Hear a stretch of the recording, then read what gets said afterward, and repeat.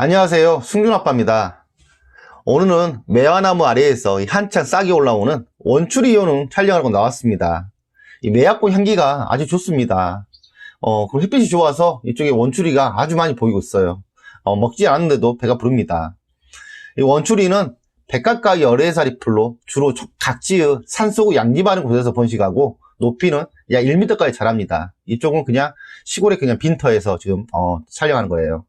이 원추리는 관상용이나 식용, 약용으로 이용되며 원추리의 어린 순을 나물로 먹고 이 원추리 꽃은 중국 요리에 사용합니다.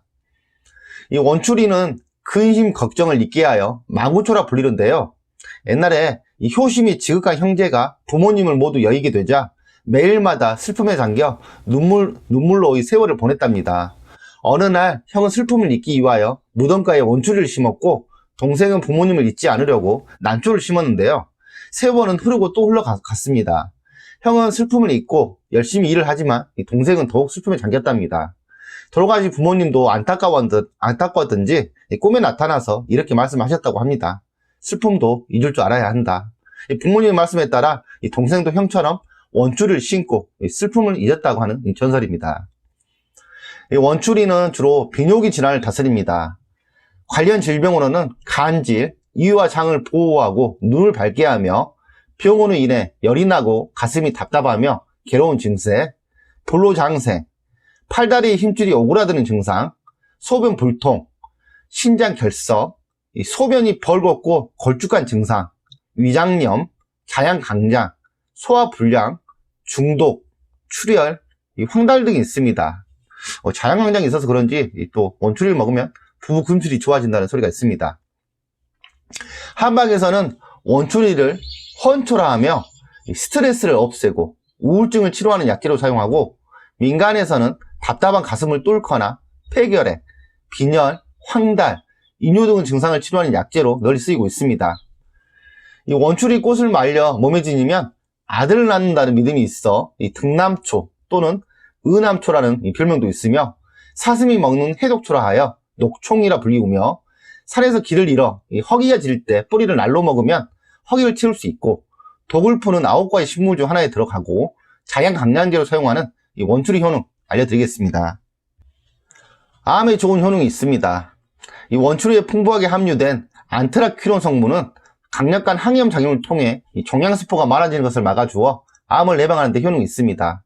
또한 원추리에 들어있는 베타카로틴과 항산화 성분들이 암세포를 없애주고 증식을 억제하는 작용을 해주어 암 예방과 치료에 도움을 주며 특히 대장암을 예방하는 데 뛰어난 효능이 있는 것으로 알려져 있습니다.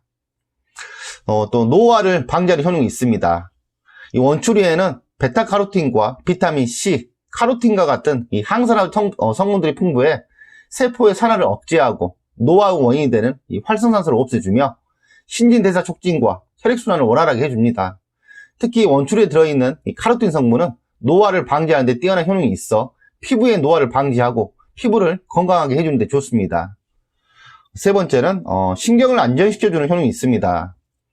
예로부터 원추리는 모든 근심을 잊게 해준다는 뜻으로 망우초라는 이름으로 불렸을 만큼 초조하고 불안한 마음을 편안하게 해주는 데 많은 도움을 줍니다.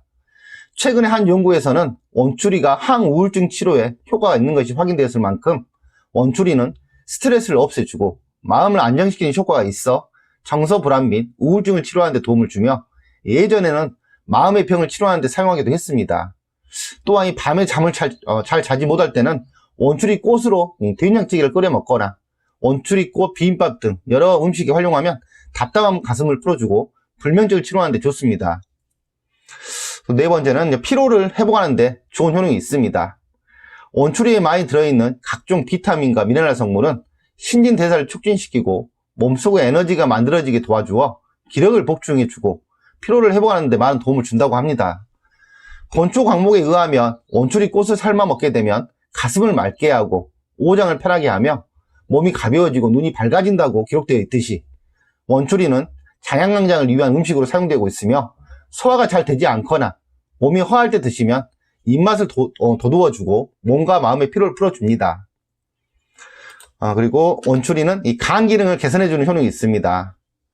원추리에 많이 들어있는 아르기닌과 콜린, 아데닌 등의 아미노산 성분들은 간의 기능을 개선하는 데 뛰어난 효과가 있어서 이 간기능 대사 장애로 생기는 황달을 치료하며 숙취를 없애주는 효능이 있어 술 마신 다음 원추리를 드시면 주독을 없애주어 숙취 해소에 좋습니다.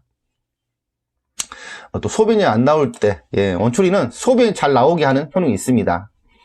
풍부한 비타민을 함유하고 있는 원추리는 소변이 안 나올 때 이 효과를 볼 수 있는데요. 이 원추리는 간과 신장의 이로운 식물로 몸의 열을 내려주는 효능이 있으며 한방에서는 이 소변이 잘 나오지 않을 때 이뇨제로 사용했을 만큼 이 소변의 배출을 원활하게 하는 데 좋습니다. 이외에도 유방에 생긴 염증인 유선염, 요도염, 자궁염, 자궁암 등 각종 부인병을 치료하고요. 위를 건강하게 해주는 효능이 있습니다. 찾아보니까 이 원추리로 결석을 치료한 사례가 있었는데요. 이 사례자분은 결석으로 고생을 무척 많이 했는데 어떤 한의사 한 분이 원추리 뿌리로 술을 담가 계속 먹으면 좋다고 해서 이 술을 담가 먹고 2주 정도 되니 소변을 통해 결석이 나왔다고 하며, 또 다른 분은 방광결석에 원추리 술을 장복했더니 이 소변에 따라 이 결석이 나왔다 합니다. 사용 방법 알아보겠습니다. 이 원추리의 봄철 어린 술은 나물로 먹으며 국이나 튀김 요리에 쓰기도 하고요. 기름에 볶아 먹기도 합니다. 또한 밥을 지을 때 꽃을 넣어 색반을 짓기도 하고 샐러드로도 이용해요. 꽃은 독성이 없습니다. 먼저 이 결석을 예방해주는 원추리주 만드는 방법입니다. 초가을에 뿌리채 채취한 원추리를 잘 손질한 후 물기를 제거하고 적당히 썰어 용기에 넣고 재료에 2~3배 정도의 술을 붓고 밀봉하여 지하실이나 이 바람이 잘 타오는 그늘에서 3~4개월 보관 후 드시면 됩니다. 그리고 불면증과 자양강장이 좋은 원추리 꽃술 담는 방법은 원추리 꽃봉오리나 꽃을 채취한 후 수수를 없애고요. 거즈 주머니에 넣고 용기에 넣어 재료에 3배 정도 되는 소주를 붓고 서른한 곳에서 1개월쯤 지나면 주머니는 건져내고 설탕이나 다른 감미료를 넣고 흔들어 두면 원추리 꽃주 완성입니다. 주의사항과 부작용 알아보겠습니다. 이 원추리의 뿌리에는 이 코리친이라는 독성 성분이 들어있어 하루 40g 이상 드시게 되면 배 아픔이나 소변 실금, 설사 등의 증상이 생길 수 있습니다. 또한 이 코리친 성분은 60도 이상 되는 온도에서 파기가 된다고 하니 이 원추리를 드시거나 원추리 뿌리를 드실 경우에는 반드시 익혀서 드셔야 하며, 이 원추리의 줄기나 잎은 성장하면 할수록 독성이 더 많아지므로 어린 싹을 시용해야 합니다.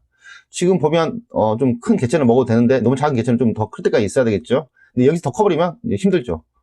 이상 이 원추리 효능 알아보았습니다. 좀 내용이 길어서 좀 빨리빨리 진행하다 보니까 말이 좀 버벅거리고 좀 그랬네요. 저희는 더 좋은 정보로 다음 시간에 뵙도록 하겠습니다. 감사합니다.